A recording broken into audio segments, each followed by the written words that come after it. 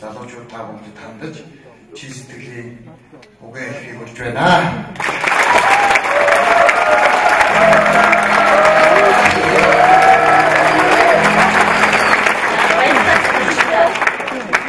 Энэ танхимд орж ирэл өөр энерги мэдрэлээ.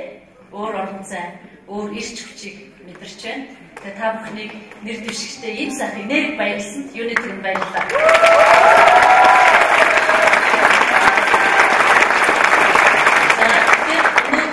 Улс орон даяар улс төрийн том хариуцлагатай үйл ажиллагаа өрнөж байгаа. Нэг талаас төрийн сонгуул өрнөж байна. Нөгөө талаас улс төрийн намуудын дунд бас та бүхэнд ойлгомжтойгоор хэлэх юм бол ард түмэн улс төрийн намуудад дүн тавих гэж байгаа ийм одоо хариуцлагатай цаг үеэр та бид уулзж байгаамаа. Монгол ардын хувьсгалт нам, Монгол ардын нам, иргэний зориг нам, ардчилсан нам гэдэг их олон намууд нэр дэвшигчтэй улс төрийн сонгуульд сойсон байгаа. За тэр дундаа 90 жилийн түүхтэй улс төрийн өвгөн хүчин, за улс төрийн намууд дотроос 100-ны манлай нам гэж тооцогддог бидний аав ээжийн өвөг дээдсийн маань өнөөдөр залуучуудыг түүчээлээд аваа явж байгаа Монгол ардын нам өнөөдөр Сүхбаатар дүүрэгт сангийн дэд сайд Ганбыг, за миний бие нийслэлийн засаг даргын орлогч зогсмаа гэсэн хоёр салбарын төлөөллийг та бүхэнд танилцуулж байгаа гэж бодож байгаа. Ганбыг сайдын хувьд бол эдийн засгийн салбарт өсөж яваа.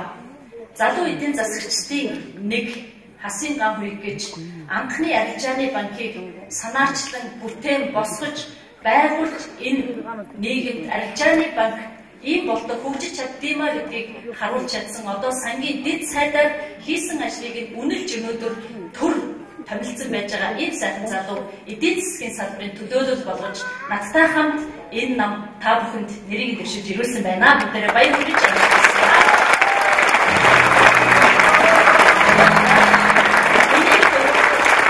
Би өөрийгөө та бүхэнд товчхон танилцуулъя гэж бодож байна.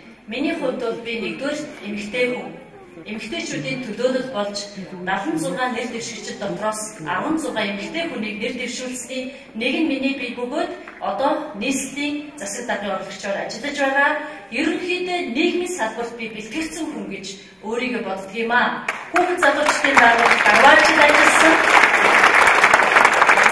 Одоо сүүлийн найрамдал төв скаутын хөдөлгөөнийг анх удаа Монголд үүсгэн байгуулахад анх төрлөх нутаг Ховд аймагта скаутын удирдагч багшаар ажлынхаа гарааг эхэлж ирсэн. Олон улсын хүүхдийн найрамдал төв нийслэлийн хүүхд залуучдын газар гээд миний амьдралын тэр тусмаа удирдах ажил хийж ирсэн 10 жил маань хүүхд залуучуудтай холбоотой. Тийм учраас би залуучууд хүүхдүүдэд бусад одоо хүмүүстэй харьцуулах юм бол бас нэрлэгдэж өөрийнх маань нэр залуучуудын байгууллагад харьяалагдаж явдаг учраас би та бүхэнтэй уулзж байгаа хувь хүнийхээ хувьд дэндүү баяртай байна.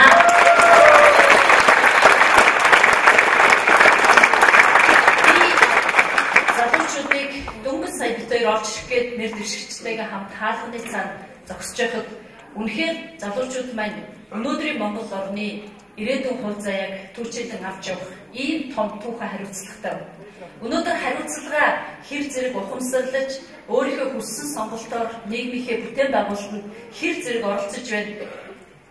Монгол орны маань ирээдүйд тийм л гэрэлтгээтэй байна. Энэ танхимд сууж байгаа залуучуудад итгэл үнэмшил байгаа бол Монгол оронд ирээдүй байгаа.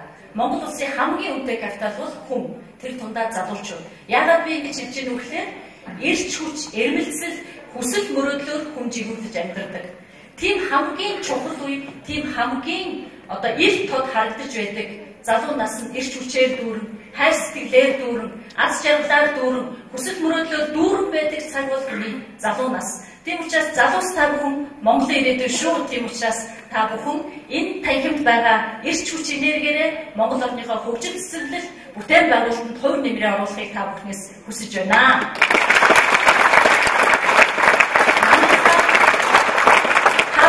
Улс төрийн сонгуулиар нэр дэвшигчийн хувьар уулзж байгаа учраас манай намын бүрийн хөтөлбөрт залуучуудын талаар орсон 2-3 зүйлийг би та бүхэнд хэлье гэж бодож байна.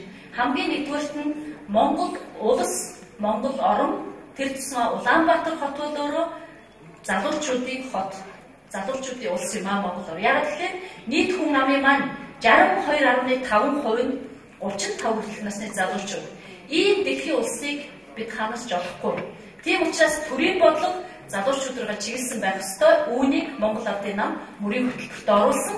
Залуучуудын талаар тусгайлан баримтлах үзэл санааны болон үйл ажиллагааны хөтөлбөрийг ирээдүйд энэ 4 жил Монгол Ардын намаас боловсруулж хэрэгжүүлнэ гэж манай намын мөрийн хөтөлбөрт байгаа. Дараагийн нэг зүйл нь энэ сууж байгаа олон залуутай чин сэтгэлийн яриа өрнүүлэх юм бол гадаадд сурч өндөр боловсрол эзэмших хүсэж байна гэж хариулах нь тодорхой.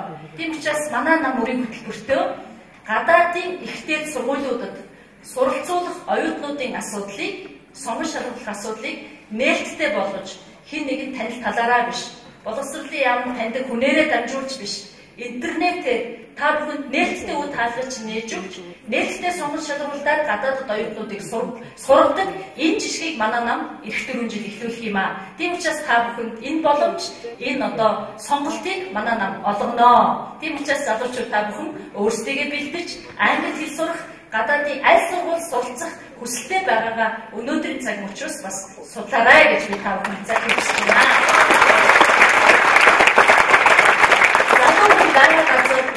Инээдхүүр, баяр баясгалан, дуу хуур, тэмцээн, уралдаан, спорт энэ бүх залуу хүний амьдралтай холбоотой.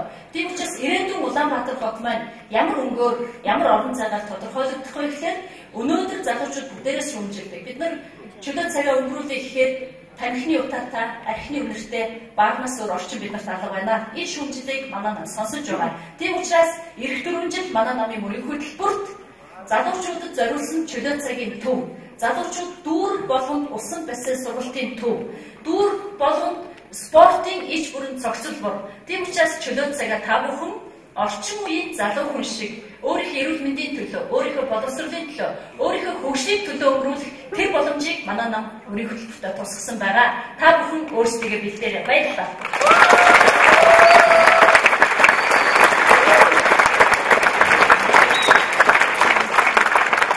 Saya bayarkan